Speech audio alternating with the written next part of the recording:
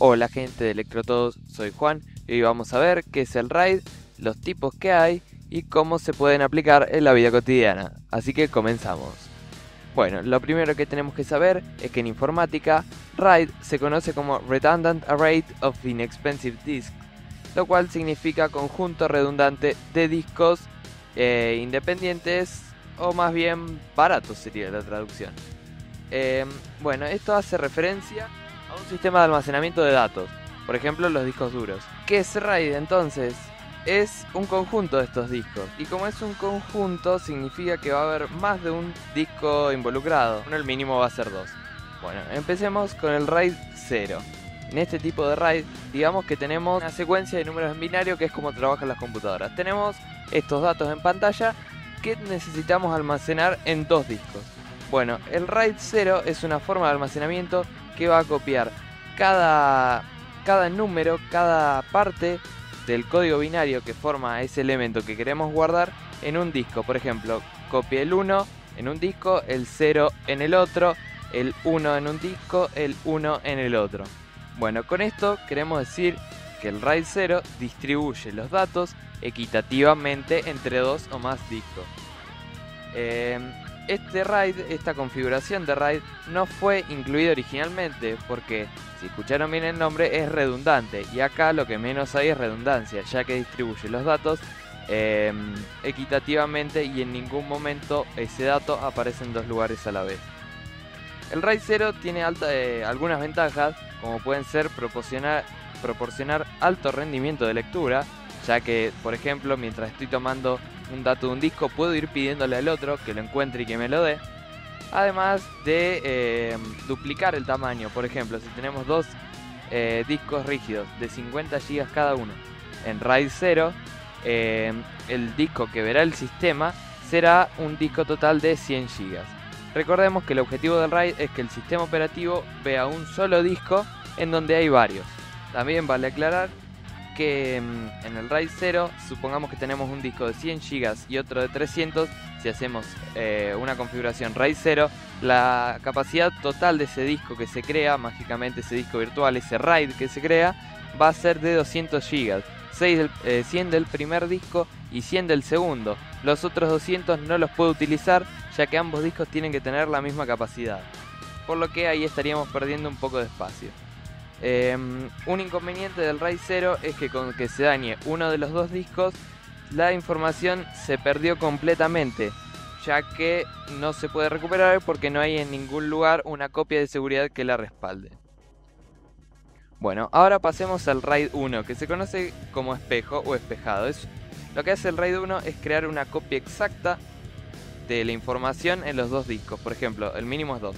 Tenemos 2 discos, disco 1 y 2, y todos esos discos van a tener exactamente la misma información, por lo que si uno de los 2 se rompe, el otro va a poder regenerar a al disco que se rompió sin que nosotros perdamos información. La velocidad de escritura y de lectura va a ser la misma que de un disco solo. Se desaprovecha capacidad, pero se gana en seguridad, ya que los 2 discos tienen la misma información. Después hay otros tipos de RAIDs que no se utilizan tanto, como el RAID 2, el RAID 3 y el RAID 4, que no los voy a explicar porque no tiene sentido. El próximo RAID que tenemos es el RAID 5. Este es un poco más interesante y es más usado hoy en día, por ejemplo en servidores. El RAID 5 lo que hace, necesita un mínimo de 3 discos.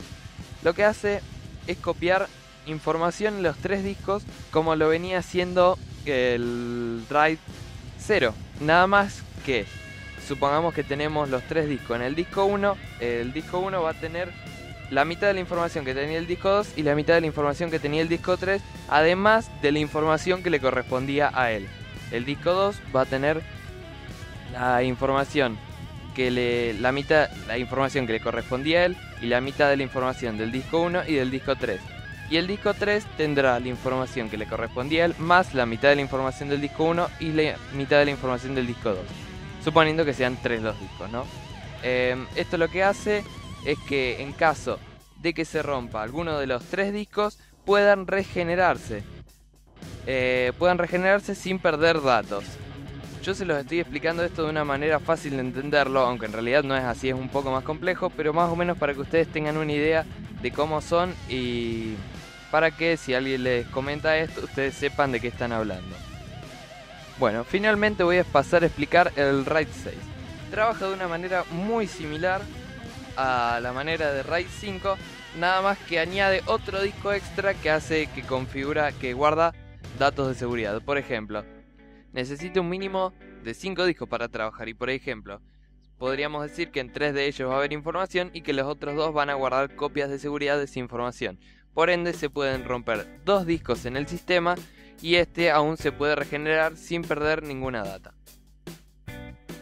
Cabe aclarar que para realizar configuraciones RAID 5 y RAID 6 o necesitamos una motherboard bastante nueva y que lo soporte, o si queremos tener una buena velocidad de lectura y escritura vamos a necesitar una placa RAID por PCI para que la computadora pueda realizar este trabajo, ya que en el RAID 5 y en el RAID 6 hay operaciones lógicas involucradas más que solo distribuir o copiar.